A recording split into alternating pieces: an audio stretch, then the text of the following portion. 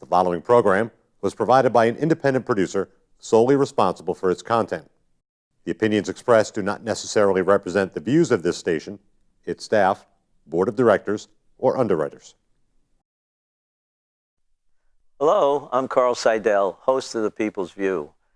The show is sponsored by the Nashua City Republican Committee, and if you like to attend our meetings, they're the second Thursday of every month at 6:30 at the Crown Plaza. And if you want to find out more about our organization, you can go to nashuagop.org to see our website and learn about the events that we have. Welcome to The People's View.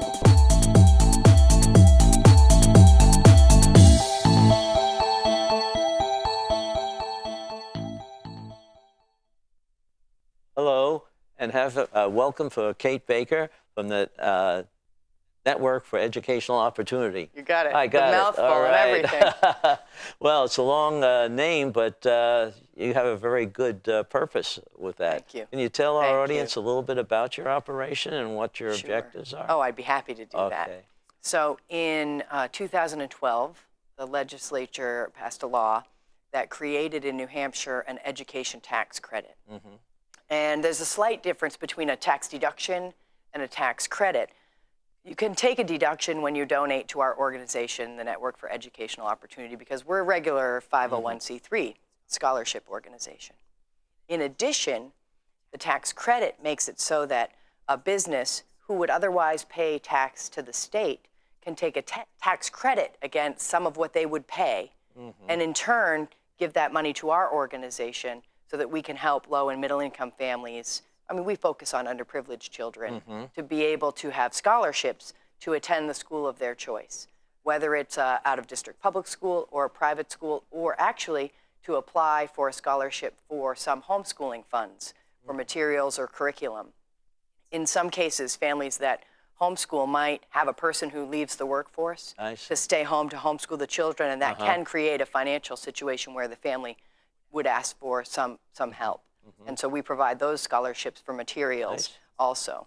It seems like it's about, I wouldn't say half and half. Primarily, people are coming to us for scholarships to look at private school options, to be able to access maybe in their town a small Montessori school, or if their child needs a hands-on environment. Because of the child's situation? What we know is that one size doesn't fit all. Okay. And so children have such diverse needs that for some children, their local public school isn't quite meeting their needs. It could be a better environment for them elsewhere. And so it is predominantly families like that that are contacting us who otherwise wouldn't have the resources to be able to make those changes. For example, a family earning $25,000 or $30,000 a year, if their child is having difficulty in their local public school, they really don't have any options. You can't say to someone who's earning $25,000 a year, go over here and purchase that education. That's not a possibility for them. Right. So now through this scholarship program, it is a possibility for them. They now can think about which school would be the right fit for my child, apply for a scholarship with us, and then make that move where they could choose the school that really is the right fit for that particular child. We hear from some families too about safety issues. It might be a situation where a child is being bullied and they would like to switch to another neighborhood school. Perhaps it's a little Catholic school or something where it's a smaller school environment where there might be more teacher supervision, and so the parent feels like that would be a better fit for their child. Ultimately for us, we believe that parents know their children best and are in the best possible position to make those decisions for their children. And so empowering them both with the information that they need to make those decisions and then some financial resources to be able to have that mobility, not only does it change the life of that individual child, but it also improves education for all of us. Because if a child is getting the education that they need right now, I mean, that's our future voters and our future leaders and our future somebody who's going to cure cancer, right? And so it makes sense to enable them to get the best education possible. How do you select the people who benefit by this? We prioritize our scholarship awards based on highest need. And to us, that really is lowest income. And so we're looking at families who otherwise choosing homeschooling or a private school would be out of reach for them. So they're supposed to contact you?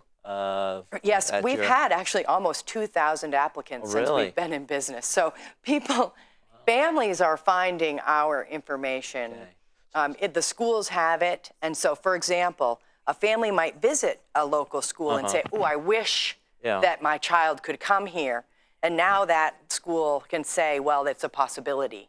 Why don't we contact the Network Kate. for Educational Opportunity? Call on and Kate. in many cases, the schools also provide Really? help too for those families. So it's almost like a three-way partnership that the law has created, where the scholarship organization is helping, the school is helping, and the family actually contributes something as well. Okay. And that's kind of an important piece also, because in our society today, we almost have a mentality of kind of just put your child on the bus and they come back and they go and they come back.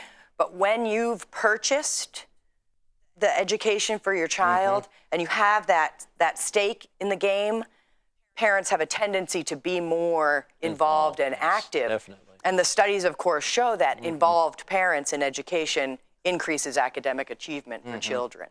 Yeah. So for the people who haven't come across these schools, though, they just go to your website? Yeah. I mean, there's lists of places to find schools. My coworker and I also, we have a 1-800 number, and families call us and spend time. For example, I was speaking to someone today who has a high school student who they think needs a different fit. And so I was just chatting with them about what options exist in their geographic area that they could, access, and then how to apply for the scholarship so that there's a possibility that, so we have the opportunity to assist them. And what is your geographic area? I mean, we're statewide. Oh, statewide. Yes, oh, okay. yes. So the law created that tax credit for businesses. So businesses can donate and take the credit. Those dollars are, New Hampshire dollars. And so we use them within the geography of New Hampshire for New Hampshire students. And this has cleared any court cases, hasn't it? And everything? Yes, we did have to go all the way to the Supreme Court about the constitutionality of it. And the Supreme Court did rule on standing that they threw out the case, basically. They said, to the people who were arguing against it. Well, the donation from the business to the scholarship organization is private money. Right. It's privately donated funds, and thus we can award them to parents to do with them what they want within the constraints of the law. The scholarship funds are used for New Hampshire Department of Ed approved private schools or for homeschooling, and they submit receipts. And so we agreed basically voluntarily as a scholarship organization to work with the education tax credit. I know that seems funny, right? Can you imagine that I agreed to do that? Now in retrospect, I didn't realize how challenging it could be. It could be, yes. Yes, but I'm really glad we've been able to help 143 families to this point, to the tune of about $180,000. And it's only been a couple years. Correct. And that was even with the challenges that we had to overcome, going to the Supreme Court and, saying basically these are private money. We should be able to use them for whatever school the parents want to choose. And the Supreme Court did agree that that is the case. And so now we can award a scholarship for a family to use at any private school geographically in New Hampshire. And it's been incredible work so far. I mean, the schools are able to now recruit families who they otherwise didn't even really think was a possibility to have. So it's increasing the diversity in the schools. I mean, it also, creates a little bit of maybe competition in the market, right? Where if students are able to move between schools, then all the schools get better. And so that's a really exciting piece of it in the long run. Because sometimes I think they're a little too stubborn to change their ways in the public schools. I mean, They fair don't. enough, fair enough. I mean, I know you're beat on the public schools, but yes, Well, I mean, a little competition doesn't, I mean, that helps everybody. Yeah, you wouldn't have anybody looking for Yes. these other schools Yeah. unless they felt there's something lacking in what they're paying I mean, for. perhaps, yes. Also, the reason that the legislature did this was a fiscal savings. Uh-huh. So the average cost of education for a child in a public school in New Hampshire is $16,000 and Right. some change. Where in this particular situation, the education tax credit scholarships average $2,500. And so there's not an even Steven difference, but because there's a tax credit against a piece of yeah. that, but just the fact that now the school and the scholarship organization and the family are paying for that child's education, and they're not costing us, as a state, $16,000 a kid. Now, does that get taken off the what the school gets per pupil? That pupil's no longer counting in the public school. Right, it's the same as if someone was to move, Right. or if someone was to just switch to a private school of their own volition. For example, a wealthy family might move their child to a private school Right. at any time. Yeah. Yeah, so that local same. adequacy dollars Right. doesn't go to that school anymore because they have one less student. Okay. Right, which makes sense. It does, Yeah, really. Yeah, but, it makes sense. That's where the cost savings comes in. Yeah, I'm just talking about of course, this adequacy test is coming up Yeah, in yeah. Concord right now. Yeah. It's part of the budget, and Yes. so they're concerned about that. Yes, doing And- this is a way to reduce the state Right. line item for Line that. item for Yeah, that. yeah. How about the different companies that you got to participate? Yeah. How do you go after them, or how Yeah. do you entice them to be a part of this? Right. We really are primarily a fundraising organization because having people find out that the tax credit is available and that they can contribute to scholarships for children, at 10 cents on the dollar. I Right. mean, if somebody donates $1,000 to us, the credit is $850. And so that's only, $150 difference. So Right. it's costing them only that much, yet we're able to use $1,000. Yeah. So it is a very highly leveraged contribution, and businesses are excited about the opportunity to invest in education like that with Definitely. new dollars and to be able to help kids to get the education that they need, because for businesses, they know that's the future of our entire state is these children, and the better prepared they are, I mean, that benefits all of us. So And is there so a it way does you make have sense. of reaching these companies, or do you want them to I call mean, you? besides the phone, no, I'm kidding. It has been almost grassroots That's it. groundswell of people sharing information. So again, we're a 501c3. People do donate to our organization like you would donate to the Red Right, Cross right. also. Yeah. And so there have been an incredible Other amount funds, of contributions of people just donating to us regularly Yeah. so that we have the funds to do the work. But we don't have a $250,000 marketing budget. We really have been going It's word of mouth that you're word saying. of mouth and Yeah. going to businesses and going to Rotary clubs and going to chamber events. That's good, And yeah. relying on the businesses that have donated to tell their business owner Mm-hmm. friends about the credit.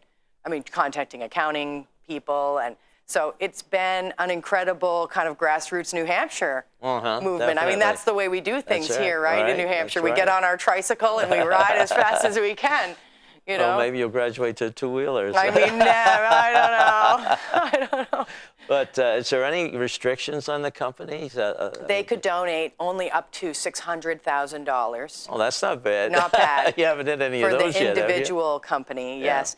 And the total cap is about $6 million. Oh, really? So it really is plenty of room Yeah. for everyone Anybody that to wants to participate, participate sure. to make a contribution and utilize that education tax credit and know that their money is going to helping low and middle income families to be able to get the best education possible. I mean, it's so exciting. I'll tell you, there's a program in Georgia that's similar. Yeah. And on the first day so the tax credits are only available January to June Oh. in the fiscal year. So they have to apply soon, actually. Yeah. So everyone should apply now, of course. And we'll tell Okay. them my telephone number just to make sure they get Okay. it.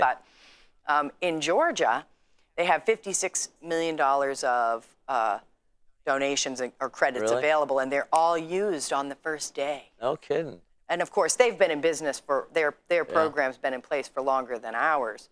But once people start to realize that it saves money and kids get the education that they need, it really is a very exciting prospect as a company or business owner to be able to really kind of put their money where their mouth is and say, I care about education, I care about kids, I care about New Hampshire's fiscal basket, so to speak, and to participate. So now that we've kind of cleared the Supreme Court and we don't have any more baggage, it's been exciting that a lot of people have been coming on board. So Well, let's hope a number of people listening in so they know how to contact you. Yeah. What's your phone number that you want them to call? 603-785-0174 reaches me directly. I see. Our website is networkforeducation.org. My email is kate@networkforeducation.org. And actually, I brought this along so I could show you. Okay. So if you go to our website, the tax Application's credit right there. form actually is only one page. Hey, okay, very so good. so a business can go to our website and find this very easily. You can imagine I have it flashing and purple and green. I'm kidding, it's not fun, but I should with flames coming out of it, right? To make it really easy to find. Then they send this application to the Department of Revenue. They approve it, and then they make the contribution to us. So it's so simple to be able to put money where we're always talking about how we need education reform, how we need improvement. This is a way to impact a child today. I mean, yes, we know the school system needs reform, but doesn't it make sense to help every kid we can right now? Definitely. And to get each child the education that's the best fit for them and to empower their parents to be able to do that. It's interesting, particularly families with challenges, they want for their children a better life than they had. And so they make incredible sacrifices for their children. And to be able to empower them to make this kind of decision is really life-changing for the families. You have many experiences. Can you tell us about some individuals without mentioning names? I mean, sure. Something that really amazed you even. I mean, it's the kind of things that you would imagine happen. So there was a family with a daughter who was going into the middle school, who was having a bullying situation where the school was working really hard with the parent to try and solve the problem. They were working for maybe a year to try and solve the problem that really couldn't be solved. Finally, at the end, the parent said, this child just needs to go to another school, and moved that child from the public school that she was in to actually a Pine Hill Waldorf school, where now the child is excelling in math, excelling in reading, happy, doesn't need counseling, changed their life. Yeah. Just by switching to that other school, it alleviated all that anxiety and strain that came from that bullying situation. And that's a really simple one. Another story in particular that I can think of is there was a young man who was in a school, he had a bit of autism.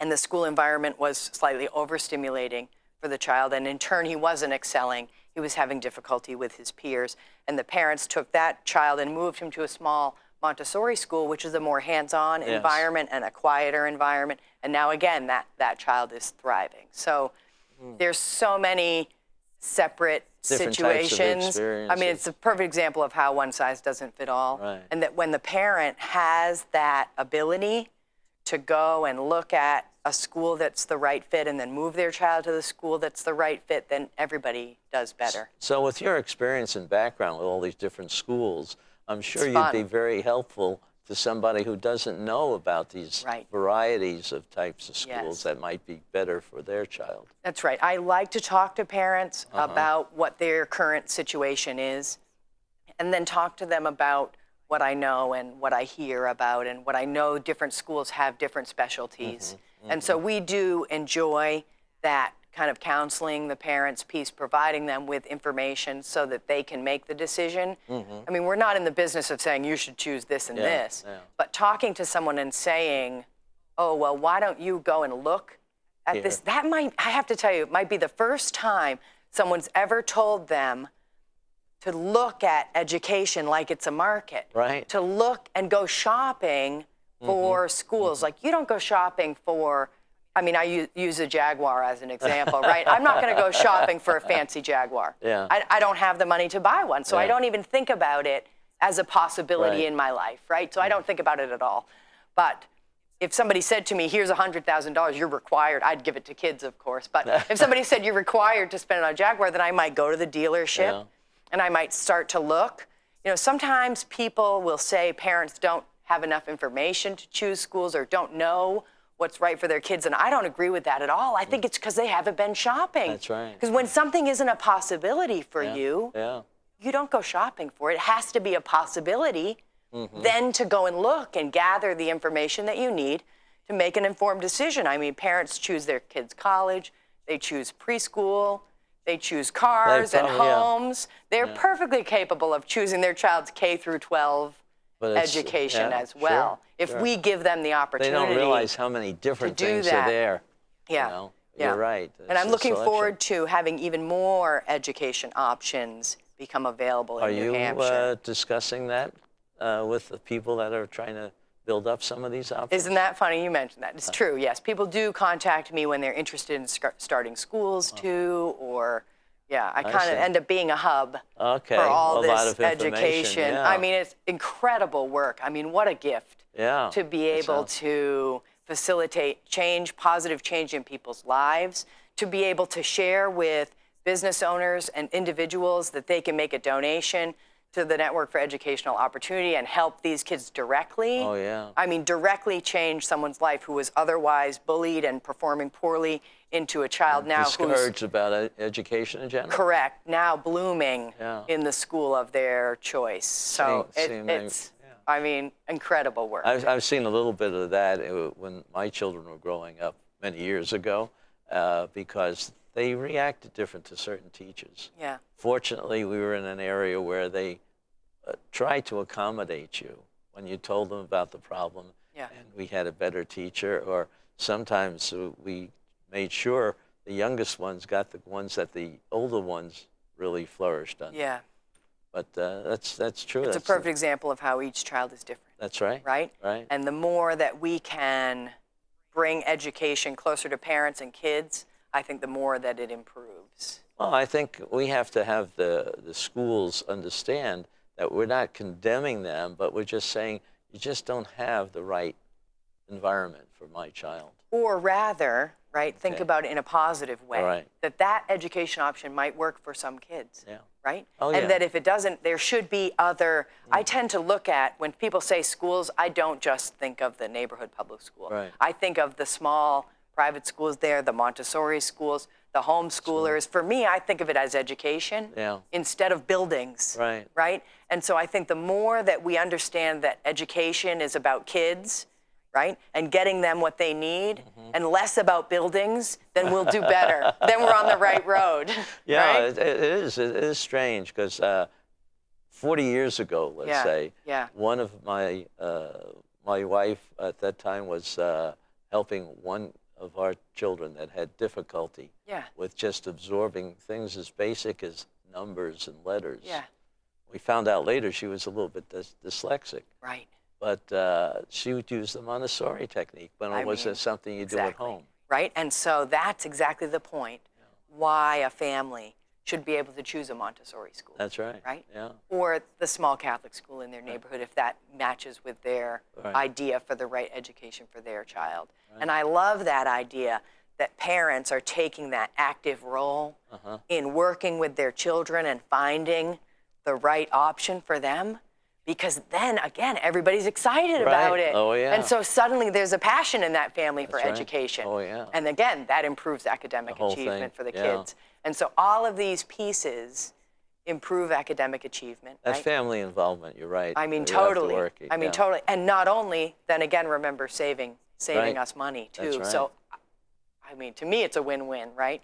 Well, let's hope a lot of people can find out a little bit about this, and you get a few more people knocking on your door, making your phone ring. Right? You're all ready for them, though, aren't you? Oh, totally. Yeah. It's Okay. easy. Easy to make a donation. Our website, networkforeducation.org, actually has a donate page. Oh. So if somebody's watching and they want to donate to we raise all of our operating expenses. Also, again, because we are just a regular 501c3 like the Red Cross. So people donate to us doing the work, and then they also donate to scholarships. So there's a lot of opportunity to help children by just visiting that website and clicking on that donate and know button. more about you and That's right. your operation. That's Well, right. Very good. That's right. And I love to visit with, business people and talk about the credit, make sure they understand it, and work with their accounting staff to make sure they get the most benefit from the donation. Have you gone to places like Chambers of Commerce too? Yeah. As well? Yeah, I get around. Yeah. You Yeah. go do every a lot place, of huh? presentations. Oh Yeah. boy. Yeah, I do a lot of presentations. It's fun for me. I mean, I'm so passionate about this work. I'm looking forward to Really? You're passionate? Yeah, right, shocker. I really see the potential. I look at a program like Georgia and how many children they're helping, and I know that we in New Hampshire can help a lot of children. And so I'm looking forward to growing into a large program, a robust, program that's helping a lot of kids and really making an I impact. think you got a good state to work in. Yeah, it's fun That's here. enough. I love New Hampshire. Well, good. Yeah. Well, thank you for your time. Oh, You my Tell pleasure. me everything about your wonderful operation. My And pleasure. I hope you get more and more people. Me too. meet you. Okay. Thank you Well, thank so very much. much. And we'll have you back sometime in the Yes, sir. future. Again, you can tell us how many you have, how many thousands of people you've satisfied. Right? Okay. Yes, please. Thank you so much. And thank you for listening in. One other thing we'd like to add is that we're inviting you to the Nashua Republican City Committee meetings, the second Thursday of every month. And we'll be having people on who are going to be looking for their election to the board of alderman or the mayor in the near future. So please look at us on the website, nashuagop.org. Okay? Thank you. Thank you. Thanks so much.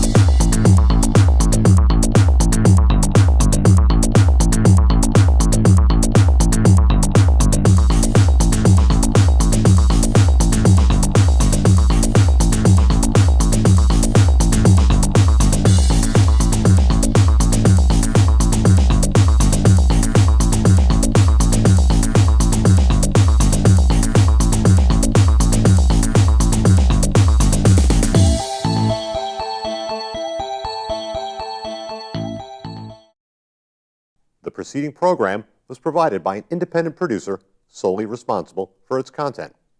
The opinions expressed do not necessarily represent the views of this station, its staff, board of directors, or underwriters.